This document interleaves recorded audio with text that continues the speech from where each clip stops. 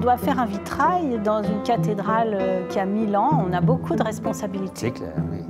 Et ce qui toujours m'a intéressée dans mon travail artistique, c'est la place de l'homme dans la société.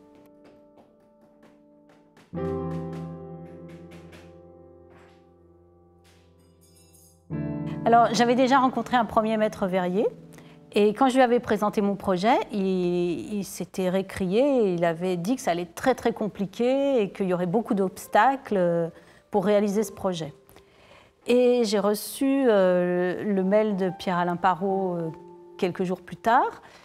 Et je l'ai appelé et je lui ai demandé quand est-ce qu'on pouvait se rencontrer. Il m'a dit demain.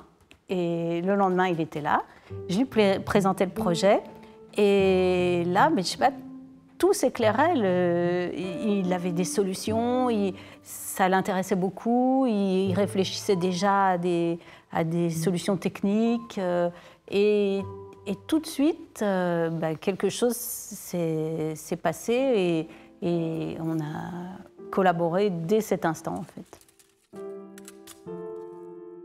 La rencontre est toujours passionnante entre un artiste qui propose un projet qui n'a rien à voir avec nos techniques traditionnelles. Les difficultés, c'est à partir d'une photographie, de la rendre en lumière transparente sur une plaque de verre. Oui, parce qu'en fait de compte, les techniques d'impression sur le verre sont les techniques de nos produits traditionnels du vitrail par vitrification, donc c'est une œuvre pérenne. Depuis longtemps, on savait imprimer sur le verre avec des encres organiques, mais qui n'allaient pas tenir dans le temps, plus de 10 ou 20 ans. Tandis que là, ce sont nos techniques qui vont nous permettre d'impression sur le verre de nos couleurs vitrifiables du vitrail, intégrées dans le verre par vitrification à haute température, au-dessus du point de transition vitreuse, à autour des 640 degrés. Et donc le décor est pérenne dans le temps. Donc c'est un décor qui peut aller dans une fenêtre, qui peut subir les agressions du temps et passer les siècles. Ce qui est très important de ce vitrail, c'est qu'il s'adresse à tout le monde et qu'il est fait avec tout le monde. J'ai cherché un Christ dans l'histoire de l'art. C'est le Christ bénissant de Memling pour représenter l'humanité. J'ai fait des portraits de gens qui viennent dans la cathédrale et ils ont constitué le modelé du visage du Christ. Et sur l'autre baie, ce qu'on voit, c'est un Éden avec les animaux, la nature, tout ce qui fait que la vie est la vie, quoi. C'est un hymne à la vie.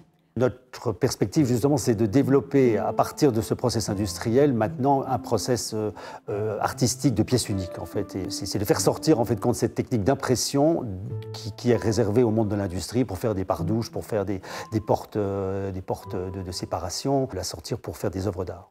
C'est un point important dans l'histoire du vitrail qui va nous faire passer effectivement d'une technique d'impression, de peinture manuelle à une technique novatrice d'impression sur le verre qui peut être enrichie effectivement par ce qu'on a fait d'ailleurs dans cette double peau du vitrail en travaillant avec des techniques traditionnelles de gravure, de peinture à la main. Mais au départ, l'impression numérique de nos techniques vitrifiables, de techniques traditionnelles est quand même une avancée et un point important dans l'histoire du vitrail de découverte. Traditionnel de nos ateliers, c'est la restauration, c'est la conservation du patrimoine. On a 1000 ans d'histoire du vitrail à entretenir et ça fait partie de la vocation des ateliers traditionnels comme les nôtres. Mais il y a aussi cette création contemporaine. Un maître verrier au XVIe siècle entretenait les siècles précédents et créait le patrimoine du XVIe. Il n'est pas question de faire toujours des copies du passé. Il est question justement d'utiliser de nouvelles technologies qui sont quand même prodigieuses aujourd'hui et qui vont permettre d'ouvrir un nouveau champ d'expression sur le verre. Et ça, c'est formidable.